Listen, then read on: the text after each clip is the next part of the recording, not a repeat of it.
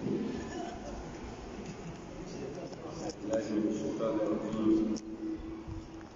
الله الرحمن الرحيم. الحمد لله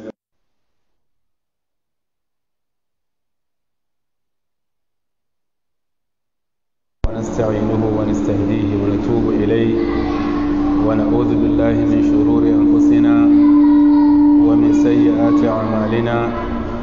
من يهده الله فلا مضل له ومن يضلل فلا هادي له، وأشهد أن لا إله إلا الله وحده لا شريك له، وأشهد أن محمدا عبده ورسوله.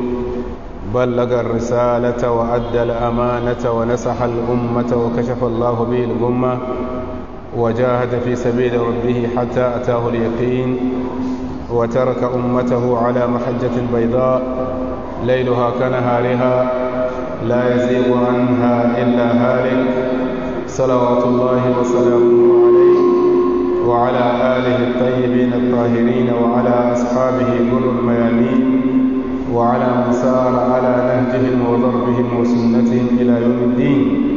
أما بعد، فإن أصدق الحديث كتاب الله تعالى، وخير الهدي هدي محمد صلى الله عليه وآله وسلم، وشر الأمور محدثاتها، فإن كل محدثة بدعة وكل بدعة ضلالة وكل ضلالة في النار، والعياذ بالله من النار وأهله.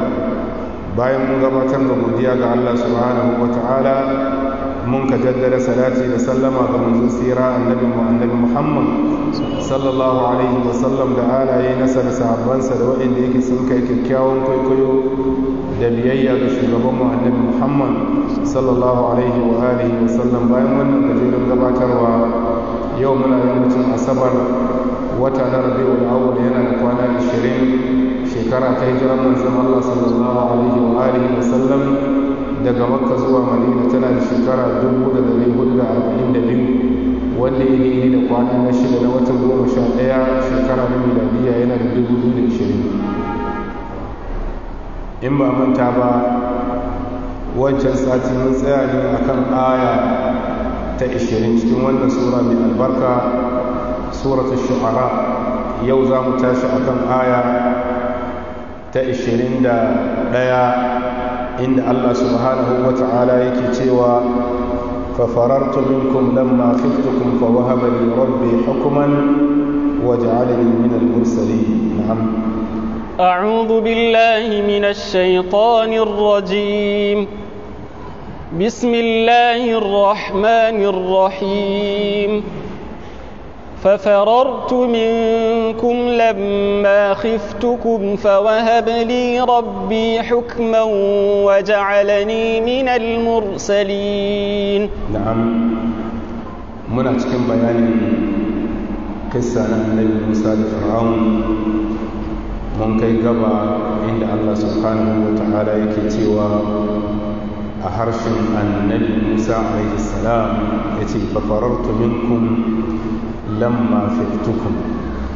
annabi Musa yace sai na guje muku lokacin da naji tsoro, saboda kuna daku kuna neman ku kama ni don ku walakantar da ni, sai ni kuma na gudu daga barin garin nan na Masar. fawahaba li rabbi hukman, sai ubangiji ya bani annabci, waj'alani min al-mursalin, kuma ya maida ni kuma na zamanto manzo.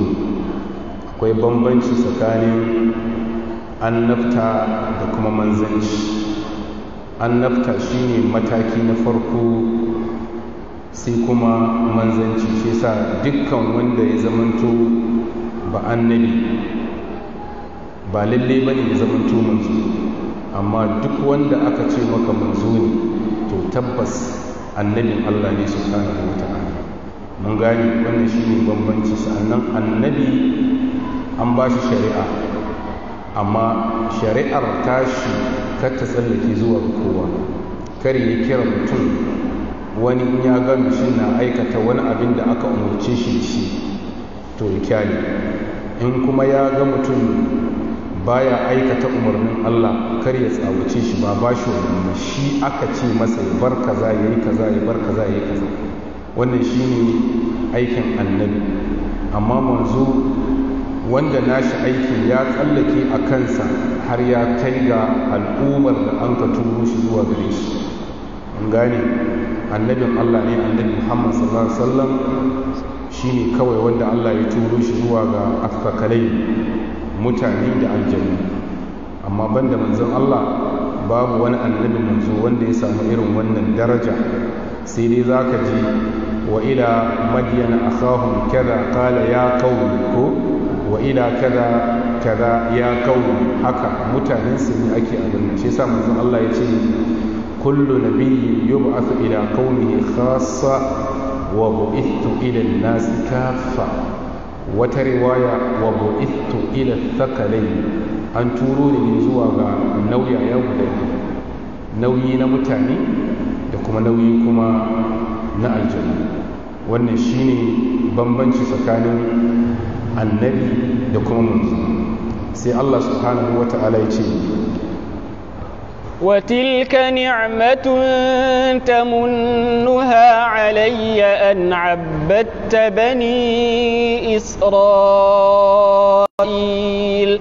نعم أنا معلوم ما سنة كدر همزة الاستفهام شيء زمنت أو تلك نعمة تمنها علي dan shi wagga ko kuwa wancan wata ni'ima ce da kai fir'auna kake goranta min da shi an abbatta bani isra'il don ka bautar da bani isra'il ka mai da su bayi suna maka bauta wanda yake kai baka cancanci ba, zuwa in zo in ce maka ka daina wannan abin kai ma ka zamanto bawa na Allah kana bautarsa. wannan shine za ka zo kana goranta mini. malumma suka ce wannan gori da ya yi masa shine alam nurabbika fina walidan wa labithta fina min umrika sinin wa fa'alta fa'alataka allati fa'alta wa anta min al-kafirin qala fa'altuha idhan wa ana min al-dhalin. shine annabi Musa ke ce masa don shi wancan ni'ima da kai min na kare ni a gidarka ka kula da ni shine yau don na zo maka da gaskiya za ka manta da wannan shiriya da zo maka da shi, za ka koma baya don mutane su ce ni mutune ne. ai ka san mutum wani lokacin inda shi ke baka to baya so a ce ya ji gaskiya a bakinka ko ba ka ba. ke sa da'iman muke cewa masu da'awa a guji abin da ke hannun mutane, saboda Allah ya baka dama ka faɗi wa kowa saƙon Allah abin da zai zama tuwo al'umma alkhairi. amma matukar baka guji abin da ke hannunsa, in an siyasa kake bi to duk wani abin da ke tafiya akan siyasa baka son kai magana a kansa. mun gane in kuma 'yan kasuwa ne kake bin su suna ɗan ɓantare maka wani abu suna baka, gobe in kaga suna aikata abubuwa ko suna kasuwancin da haramun sai kaga sai dai wasu su faɗa amma ba kai ba. mun gane shi sa wannan ya zamanto misali ne ga dukkan mai kira zuwa ga Allah. kaga fir'auna ya yi wa annabi Musa wannan raino da ni'ima, bai taɓa tsammanin cewa annabi Musa kuma zai zo yake shi ba, ko ya sani amma da lokacin da annabi Musa ya zo masa kar ya koma baya yana tuna wa mutane irin ni'imar da ya yi haka ne saboda mutanen Masar su tumanci annabi Musa da cewa annabi Musa butuli ne, ko ba haka bane. sai sa kai kuma in mutum na baka ka dinga masa godiya kana masa addu'a, amma wannan ba zai sa gobe in ya kauce ba za ka yi masa ba magana ko nasiha ba. in dai don haka ne ko in ka hango wannan abin tare da shi, to abin da ya fi dacewa ne shine ka taka wa kanka birki, saboda da'awarka gaba zai zama to buri ne da wasu abubuwa. Allah ya sa mu dace. shine annabi Musa ya ce wa tilka ni'matun, na ce muku ana kaddara hamzatul istifham, a wa tilka ni'matun tamunnuha alayhi, domin shi wannan wata ni'ima ce da kai fir'auna za ka dinga goranta mini, an abbatta bani isra'il don na zo ina jan hankalinka zuwa ga bautatar da bani isra'ila da kai don kamin ni'ima ka bani na ci kare ne ni in na ga kuskure kar in yi magana wannan shine sako da annabi Musa ke son ya kai wa fir'aun. na'am قال فرعون وما رب العالمين قال رب السماوات والأرض وما بينهما إن كنتم موقنين قال لمن حوله ألا تستمعون قال ربكم ورب آبائكم الأولين قال إن رسولكم الذي أرسل إليكم لمجنون قال رب المشرق والمغرب وما بينهما إن كنتم تعقلون سي فرعون يتي قال فرعون سي فرعون يرنغ تي النبي موسى وما رب العالمين وانيني أبنجد التالكي والنشين يخلق كوا دكوا واي قال سي النبي موسى يتي رب السماوات والأرض شي أبنجي ما شيني أبنجي سمي دا بقوي كما كسنتا وما بينهما دا أبن لكي سكاني سما كسا na halittun mutane da aljanu da mala'iku da dabbobi da itatuna da sauran halittu baki daya da tuddai in kuntum mu'minin in kun kasance kuna matukar tsakankancewa da ilimi. maluma suka ce anan fir'auna ya so ya yi annabi Musa tambaya na kushe mun gani kamar wata aya da Allah subhanahu wa ta'ala yake magana yace fastakhaffa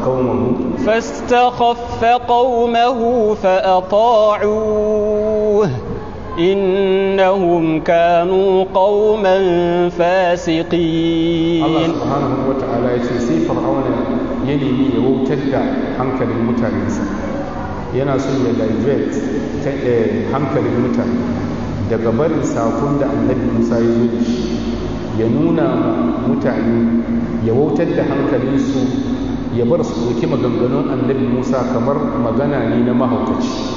kasan in mutum na magana har an ka fahimci cewa mahaukaci ne kaga maganarsa kuma baya da kima. to wannan shine abin da fir'auna ya nemi ya mai da zancen annabi Musa da ya zo da shi a matsayin sako, ya nuna wa mutanen da ke tare da shi cewa annabi Musa nan bai san abin da yake ciki ba. shine yake ce masa wane ne ubangijin talikan, domin shi fir'auna ya nuna wa mutanensa cewa shi ne ubangijin talikai ko ya ce ma alimtu lakum min ilahin ghayr, ya ce ana rabbukumul a'la, ni ne ubangijin ku madaukakin. to shi yasa sakon annabi Musa da ya zo da shi wanda yana nuna kuma cewa daga Allah ne subhanahu wata'ala, kaga wannan zai kawo raba hankulan mutanen fir'auna ko ga fir'auna ya ce shi Allah ne, ga kuma sakon annabi Musa kuma wai ubangiji ya turo shi. to kaga tsakanin wannan da wancan akwai cin karo. to ya kamata fir'auna ya tambayi annabi Musa tambaya na kushewa saboda mutanensa su fahimci cewa sakon annabi Musa nan sako ne wanda yake baya da asali. ubangiji na gaske shine wa fir'auna. shi yasa Allah ya ce fastakhaffa qaumahu fa ata'u, sai ya wautar da hankalin mutanensa sai suka biye masa da maganar da ya faɗa. to amma annabi Musa sai ya bashi jawabin tambayar da ya ce wama rabbul alamin ko sai annabi Musa ya ce masa rabbus samawati wal ardi wama bainahuma, shi ubangiji mahalicci na mahalicinka shine wanda kuma ya halicci sammai guda bakwai da kasanta da abin da ke tsakaninsu in kuntum mukini, in kun kasance ku mabiyan fir'auna kuna da sakankancewa da abin da na faɗa da kuma abin da shi ma ya faɗa. Sai ƙala sai fir'auna ya ce liman haulahu ga fadawansa ala tastami'un, domin shi ba kwa jin maganar da wannan ke faɗa cewa akwai wani abin bauta ban da ni, ba kwa ji.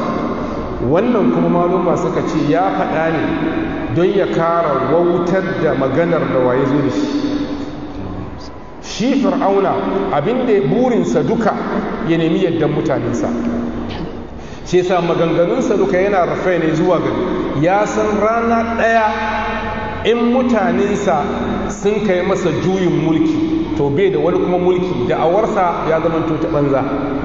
Shi yasa da'iman in yana tattaunawa da annabi Musa burinsa duka ya bar mutanensa su fahimci cewa sakon annabi Musa nan fa an gina shi ne akan hauka. Shi yasa ya zo yayi magana a ciki lokacin da ya ce ala tastami'un qala rabbukum, sai annabi Musa kuma ya sake maimaita wani magana kuma daban, duka ne saboda mutanensa ya jawo hankalinsu zuwa ga abin da fir'auna ke dora su akan sannan faɓata ne. Sai ya ce musu qala rabbukum, ubangijinku wa rabbu aba'ikum al-awwalin, shine kuma ubangijin iyayenku na farko. Ya nuna musu rabbu samawati wal ardi wa ma bainahuma, shi kuma ne ubangijinku wanda ya halice ku kuma yake kula da rayuwarku. Kai shi ne ma ubangijin iyayenku waɗanda sun ka haife ku tun kakannin kakanni duka, Allah shi ne ubangijinsu. Kala sai fir'auna ya ce inna rasulakum alladhi ursila ilaykum lamajnun. maluma suka ce wannan jawabi na biyu da annabi Musa ya dora akan jawabi na farko, fir'auna ya ga alamun cewa mutanensa fa sun fara karkata zuwa ga abin da annabi Musa ya zo da shi. Yanzu ya zai yi ya raba annabi Musa da mutanensa, sai ya tumanci annabi Musa da hauka, wanda kuma aka tumance shi da hauka, ai duk abin da zai faɗa duka bai da kima, ko yana da kima bai da kima. shi yasa sai ya ce inna rasulakum alladhi ursila ilaykum, lalle manzon nan da an ka turo muku shin nan la majnun, mahaukaci ne. malum suka ce kaga duk wanda bai da gaskiya, bai da hujja, bai da dalili, abin da yake fake mashi shine cin mutunci da zargi. mun gane in ba haka nan ba wannan shine jawabin da ya kamata fir'auna ya ba annabi Musa. Na farko ya ce rabbus samawati wal ardi wa ma bainahuma in kuntum muqinin, qala liman hawlahu inna ala tastami'un ala tastami'un. sai kuma ya kara kuma musu bayani ya ce qala rabbukum wa rabbu aba'ikum al-awwalin. sai fir'auna ya ce qala inna rasulakum alladhi ursila ilaykum lamajnun. qala rabbus mashriqi wal maghribi wa ma bainahuma in kuntum ta'qilun.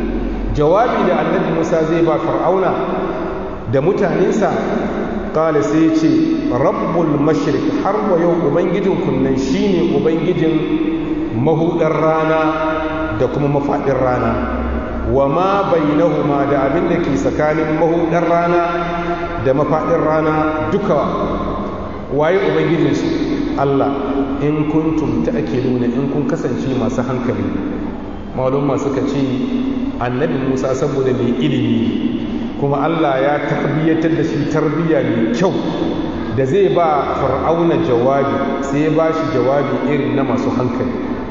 mun gane ka san dai hauka kishiyarsa shine ne, amma da zai ce bai ce in kun kasance mahaukata ba ko, in ya faɗi hakanan kuma ai ya zama mashirmaci irin wa irin fir'auna. to tun da shi sako ne daga Allah kuma ubangiji ya nuna mishi ladabin da'awa, sai ya zagi fir'auna da mutanensa, amma ta hanya da yake fir'auna baya hangowa. ya ce in kuntum ta'qiluna, in kun kasance masu ne hankali. malum masu kace a wagga gaba tana nuna cewa annabi Musa ba mahaukaci ba ne, ya ba shi raddin cewa shi ba mahaukaci ba ne. ku da za ku dinga bin fir'auna, wannan ɗaya ne daga cikin alamu na hauka. saboda bai halicce ku ba, bai kuma ba ku ni'ima ba, bai ba ku lafiya ba, bai ɗaukaka ku ba, ba abin da ya ba da gudunmuwa cikin rayuwarku. Ta kaka mutum zai zo kawai ya zo ya ce shi ne wani don saboda tsoro da kuke yi masa kawai sai ku dinga bautarsa.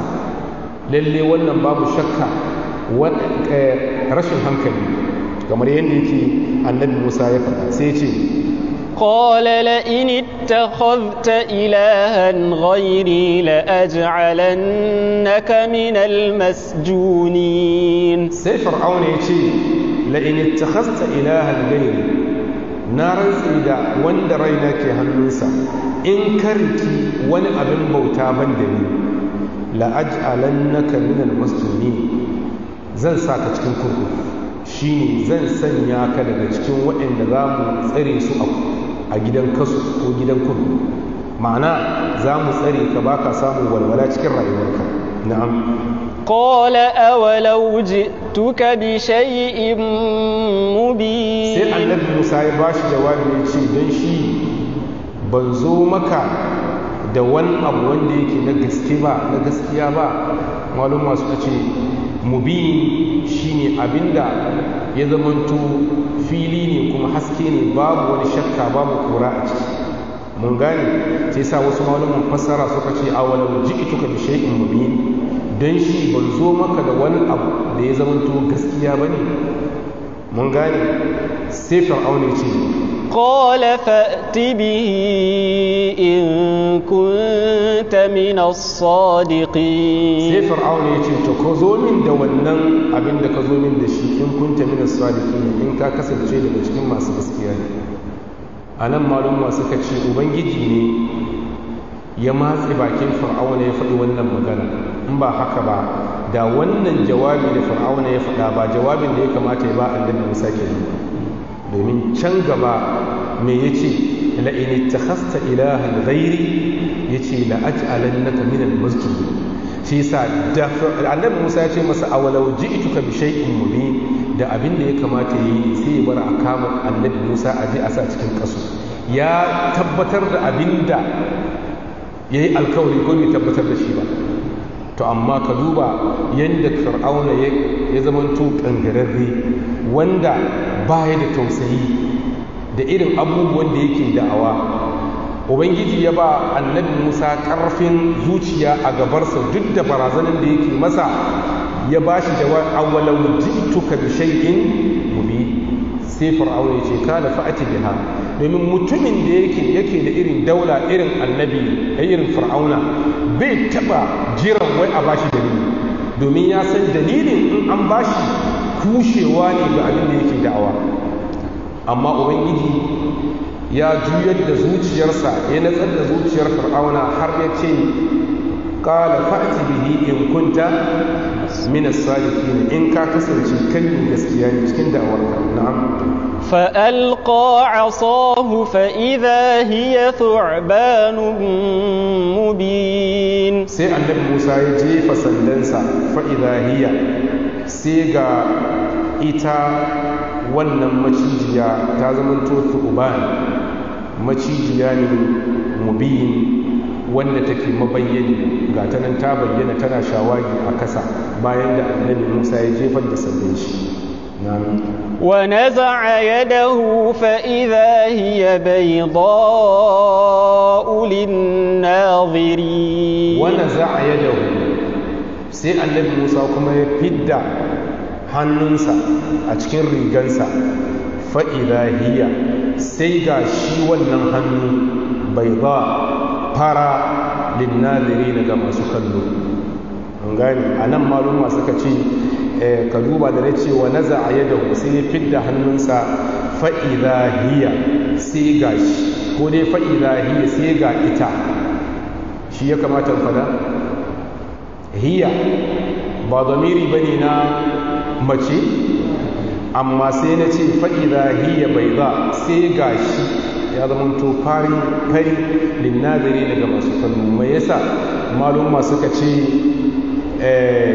kalima na yad kalima ce muzakkar ba mu'annath bane. kalma ce muzakkar a ina la kalma ce mu'annath fil lugha al-arabiyya muzakkar fi lughati hausa in wurin fassarar hausa zaka yi dole ka bari zaman to muzakkar amma asalin kalmar mu'annath in kana so karanta hadisin da Imam al-Bukhari ya rawaito ta hanyar Abi Huraira hadisul qudsi man adali waliyan faqad adantuhu bil harb wa ma taqarraba ilayya 'abdi bi shay'in ahabba ilayya mimma aftaradtuhu alayhi wa la yazalu 'abdi yataqarrabu ilayya bin nawafil hatta uhibba fa idha ahbabtuhu kuntu sam'ahu alladhi yasma'u bihi wa basarahu alladhi yabsiru bihi ويده التي يبتش بها shi sa kalma ce a larabci mu'annata ce amma wurin fassarar hausa ya sha bamban domin a hausa hannu namiji ba mace bane in za ka fasarta tun da yaren hausa yake fasartawa sai ka fasarta shi akan cewa muzakkar la mu'annas mun gane sai ka ce fa'iza hiya sai ga shi ya zamanto bai ba fari linnadiri ga masu kallo na'am qala lil mala'i hawlahu inna hadha la sahirun alim sai fir'auna ya ce wa fadawansa waɗanda ke kusa da shi inna hadha lalle wannan la sahirin alim matsafi ne kuma wanda ya goge wurin ilimin safi wa yake tuma a nan annabi musa duka ne wannan barazana ne ba yana yi ba ne don wani abu da ce tsakanin shi da annabi musa ne da wani abu ne da to amma saboda jama'a ne suke nan wanga abubuwa ke gudana dole ya yi barazana don saboda kar mabiyansa su hango da gaskiya inda yake kuma su kama ta na'am yuridu an yukhrijakum min ardikum bi sihrihi famadha ta'murun yuridu an yukhrijakum abinda yake so shine ya fidda ku a kasar ku nan bi sihrihi da tsafin nan nashi famadha ta'murun wani irin shawara za ku bayar yana neman su ba da shawara in ba haka nan ba ai fir'auna ba wanda ke ba shi shawara ko akwai wanda ke ba shi shawara maluma suka ce ya ga abin zai fi karfinsa ne dole ya nemi taimako a wurin wa kuma kamin ya nemi shawarar dama yana da abin da ke cikin kansa mun gane shi ne a yi kokarin korin annabi musa a garin domin ya ce yuridu an yukhrijakum min ardikum fama za ta mai wani irin shawara za ku bayar wani irin gudunmuwa da advice za ku bayar don mu kawo makoman ƙarshen annabi musa sai ce قالوا أرجه وأخاه وابعث في المدائن حاشرين shine kalu sai suka ce masa arzi shine ka jinkirta ɗaukar mataki a kansa mun gane wa akahu da kuma ɗan uwansa da shi da ɗan uwansa kar mai gaggawan ɗaukar mataki a kansu wa ba'ad mu tura mutane a cikin gari da kauyuka da birane hashiri muna tara su in sun taru ƙayin da nayin lokaci sai mu ba su sako a wannan lokaci sai mu ɗau matakin da muke son mu ɗauki a cikin suratul a'raf Allah subhanahu wa ta'ala nan da Allah ya ce qala lil mala'i hawlahu inna hadha la sahirun alim mi Allah ya ce la sahirun alim la sahirun alim la sahirun alim amma cikin suratul a'raf sai Allah ya ce qala lil mala'u min qaumihi inna hadha la sahirun shi zamanto ba fir'auna ya faɗa ba wa ya faɗa mutanensa sun ka faɗa to irin waɗanda ya zo kamar da Allah ya ce kalu arjih wa akahu a suratul araf sai Allah ya ce wa arsil ko amma nan sai Allah ya ce wa ba'ad akwai bambanci tsakanin ba'atha da arsala. maluma suka ce wannan yana gwada ijazi na alkur'ani mai girma. mun gane ubangiji ya kawo kissan annabi Musa da sauran kissosin annabawa, wata suran sai ga ubangiji ya kawo shi a dunkule, wani suran kuma sai ga ubangiji ya kawo shi a fayyace. wannan maluma suka ce don ubangiji ya nuna girman alkur'ani da kuma gazawan mutane da zuwa ga kwatancin alkur'ani. mun gane in ka ce wancan sura ga lafazin, to kaga inda kai ne dan adam irin fasahanka da balaganka sai ka ga duk inda kissosin annabi Musa zai zo duka sai zamanto duka akan namat ɗaya ne, akan tsari ne ɗaya, akan lafazza ɗaya. amma da ya zamanto na Allah ne, kuma ubangiji yana saukar da ayoyin nan ne don ya kushe wasu, to dole ya zamanto akwai mu'jiza a cikin waɗannan ayoyi. can in ka fahimce ta a haka ne a dunkule, sai ga wani ubangiji ya kawo shi ne a fayyace. kaga a cikin suratul a'raf nan da Allah subhanahu wata'ala ya ce yuridu an yukhrijakum min ardikum bi sihrihi. a cikin suratul a'raf Allah ya ce yuridu an yukhrijakum fama za ta'malun, bai kawo bi sihrihi ko ya kawo min ardikum fama za ta'malun, in ardikum fama za ta'malun, bai kawo sihir ba. shi zaman to zaka iya fahimtar cewa can da ake nufi annabi Musa na son ya fidda kunnan ba da wani dabara bane da tsafin nan ne, tunda a can ya zo a dunkule, nan kuma ya zo ya nuna muna abinda annabi da tsafin dama ya ce shi matsafi ne kuma gogegge wurin tsafi. na'am يأتوك بكل سحار عليم. in ka tura mutane a birane da kauyuka za su zo maka bi kulli sahirin alim, da kowane irin nau'i bi kulli sahari, da kowane irin nau'i na gogaggen matsafi kuma matsayi. mun gane wanda yake ya goge wurin ilimin tsafi. domin kowane birni za ka ba da sako cewa kana son a kawo maka wanda ya shahara da tsafi, kuma wanda tsafi nashi yake ci. ta an tattara su a lokacin sun zamo international kenan ko ba international bane.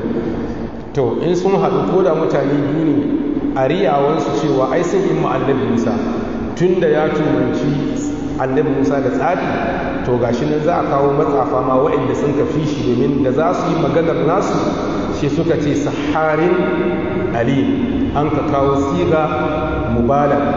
wannan kawai akwai firgitarwa da razanar ko in an ce maka matsalar za a kawo wani ficaccen ɗan kasuwa sai kai ka rasa naka irin kuɗin wani irin yanayin kuɗi ne ko ba ka bane. in an ce maka wannan babban malami ne, to sai yanzu kai kana so ka jira ka ga kai ilimin naka daga wani ne.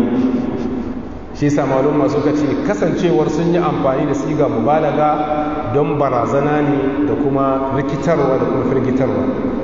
mun gane sai Allah ya ce فجمع السحرة لميقات يوم معلوم. فجمع السحرة sai wa'annan matsafa sun ka haɗu limiqati yawmin ma'lum, ga wani lokaci wanda ya zamanto sananne. an ajiye wannan lokaci. قال موعدكم يوم الزينة وأن يحشر الناس ضحى. sai suka ce wai maw'idukum shine lokacin da aka sa na alkawarin haduwa shine yawmuz zina, ranan cin ado. malum masu kace shine ranan ɗaya daga cikin bukukuwansu, saboda suna da wani buki da suke yi kowane shekara duka. kwansu da kwarkwatansu duka suna fita wani fili bayan gari su hadu. shi yasa sai suka ajiye wannan munasaba ya zamanto rana ɗaya daga cikin bukukuwansu. mun gane. sa'annan na biyu kuma za a tara mutane a lokacin hantsi.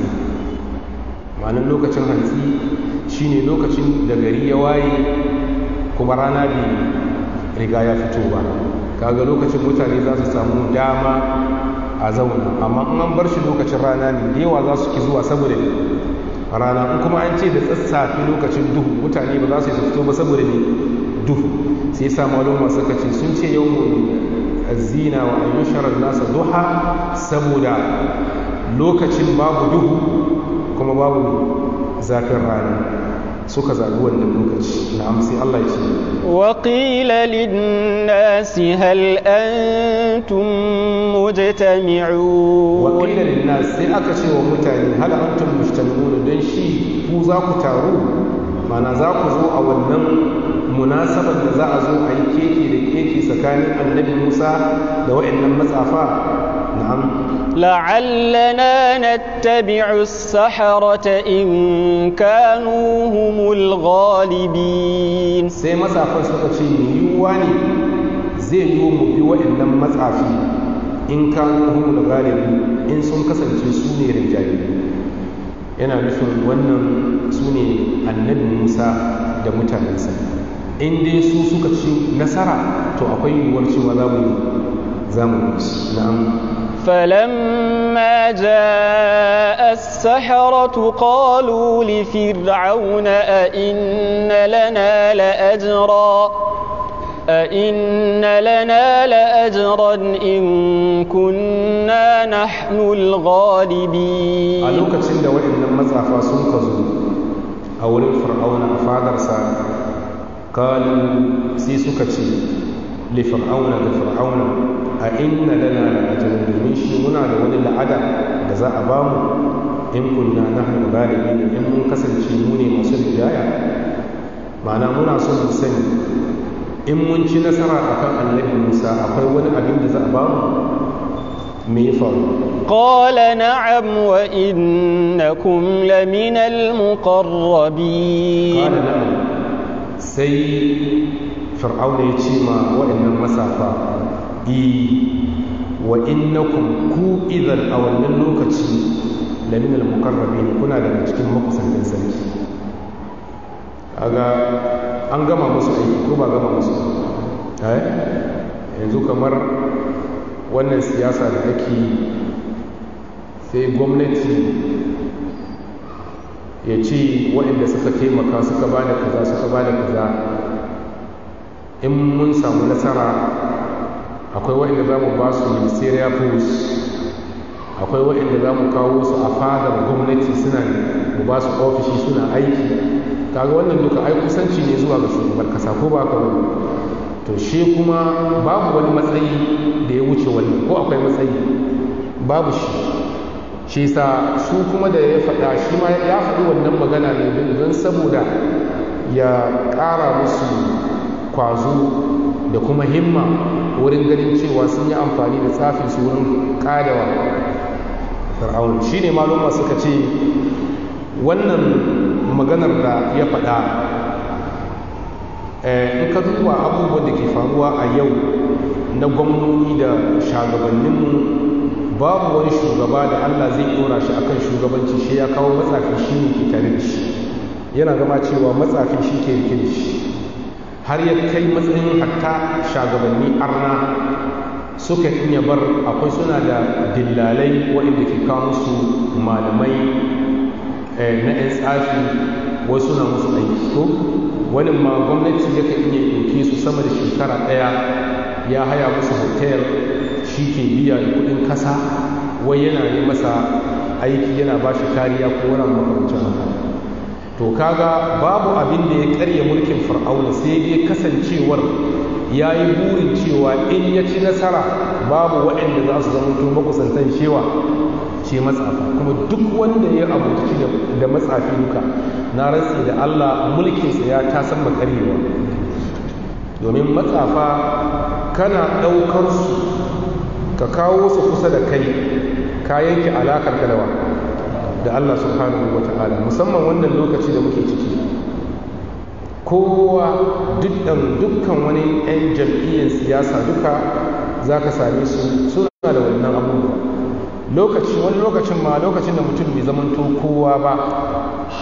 zamanto kowa a rayuwa ba ruwan shi daga kiran Allah sai kiran Allah ko, amma lokacin da ya samu makami ko ya samu kuɗi ko ya yi gini ya samu mota yana ga kamar cewa Allah yanzu matsayin shi ba zai iya kiyaye shi ba, sai dai in ya samu wani matsafi wai yana dubar masa hanya shi ya duba nashi ne, ko ba haka bane?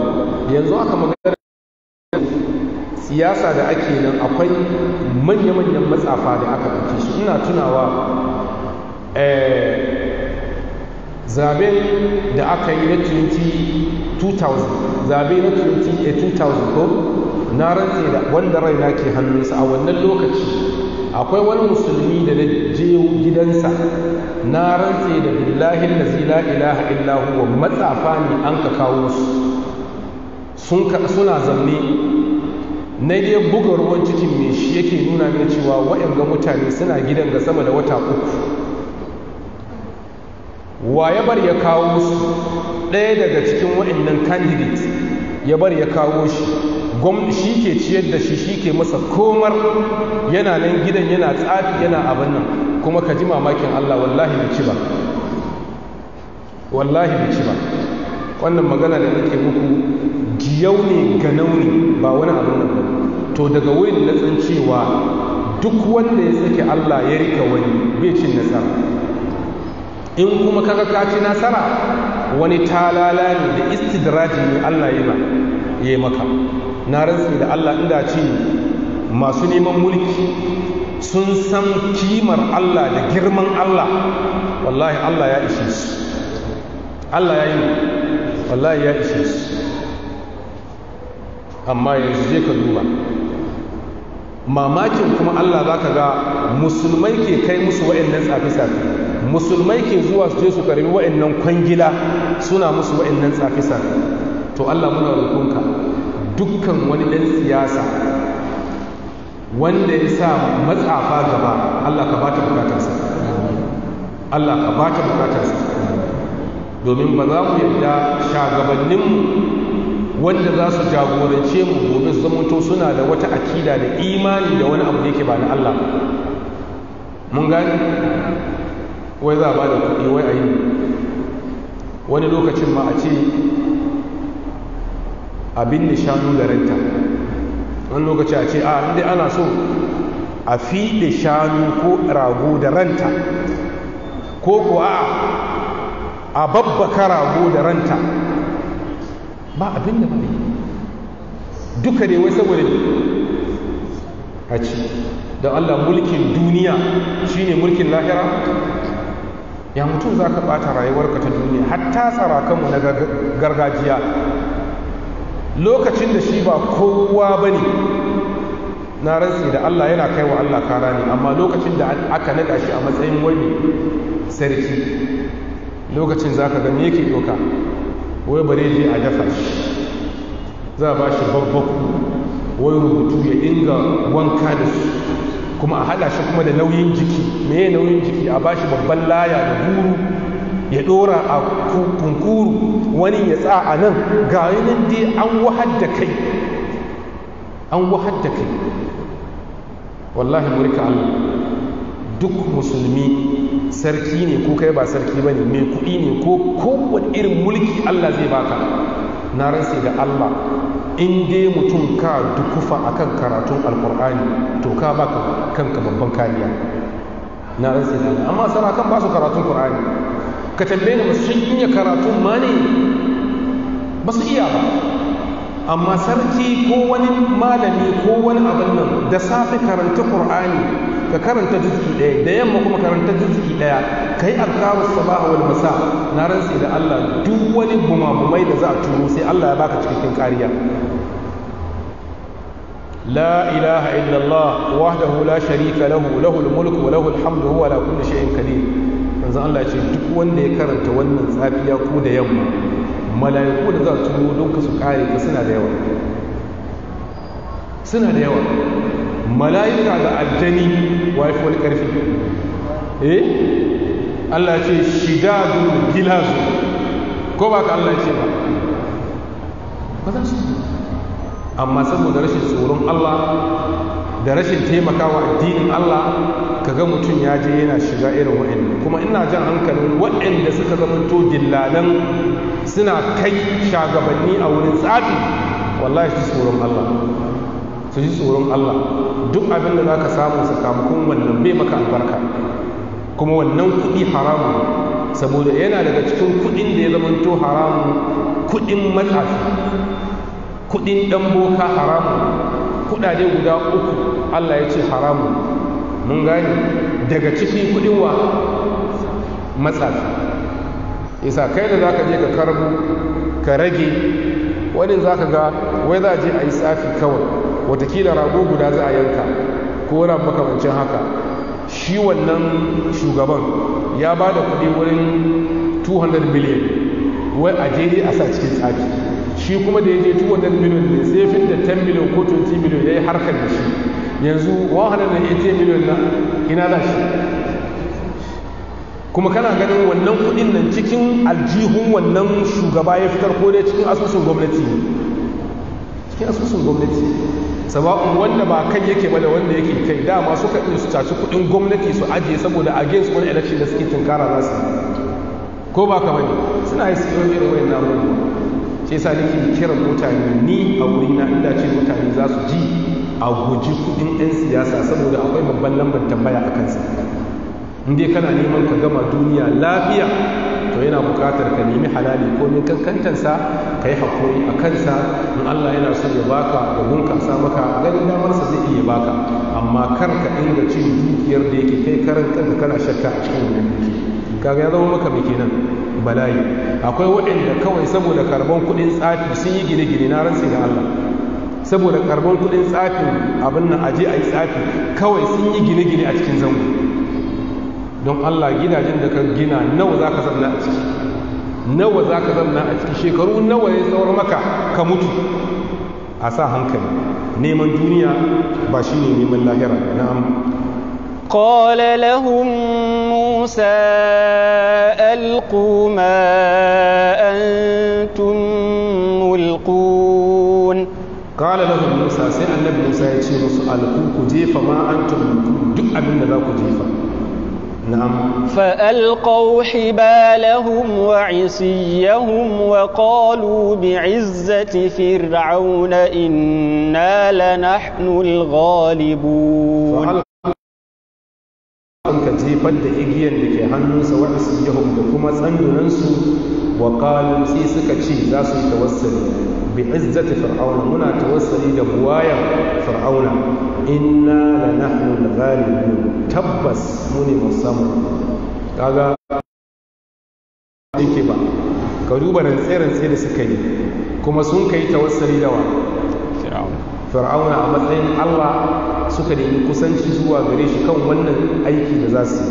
Sai Allah ya ce فألقى موسى عصاه فإذا هي تلقف ما يأفكون. فألقى موسى عصاه sai annabi Musa kuma ya jefa sandansa. Kaga a nan wurin saharan suna da yawa ko ba su da yawa, shi yasa Allah ya ce ibadahum, ai ɗan shahabu ne, kuma wa isiyahum ɗaya ne asa. Ashe nasu yana da yawa kuma daban-daban ne, akwai wani igiya ne, wani kuma mai sanda ne. Amma annabi Musa sai Allah ya ce fa'alqa asahu, sai fa'alqa Musa asa, sai annabi Musa ya jefar da sandansa, fa idza hiya talqafu ma yafikun, sai ta kasance tana haɗiye duk abin da suka jefa. Tana haɗiyewa sannu a hankali, sannu a hankali.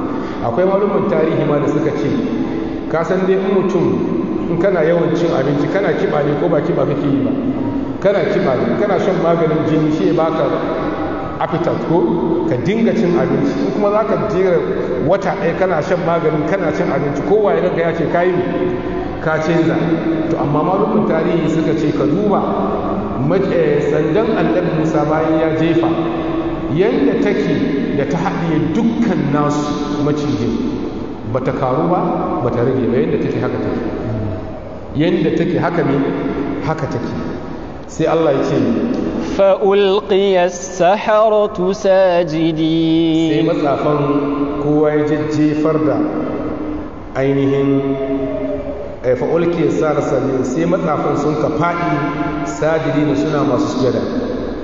قالوا آمنا برب العالمين. قالوا sai suka ce amanna mun yi imani da rabbil alamin da ubangijin talikai rabbi Musa wa Harun shine ubangijin annabi Musa da kuma annabi wa Harun. Na'am.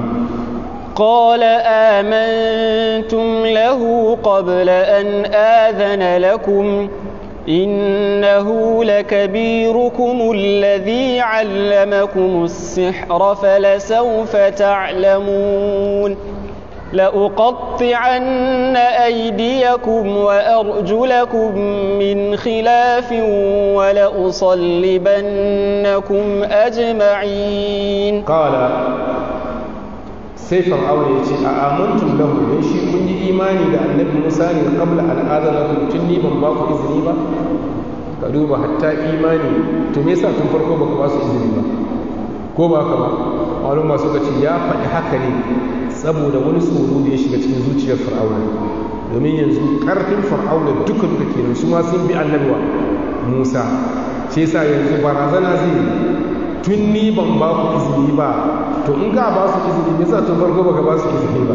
Ai ba irin surutu da annabi Musa bai yi ba, duk da shi ka ce annabi Musa mahaukaci ne, yanzu saboda yanzu karfinka ya rage za ka ce sai kai ka ba su izini, da wani irin magana za ka kullo musu ka ce za ka ba su izini?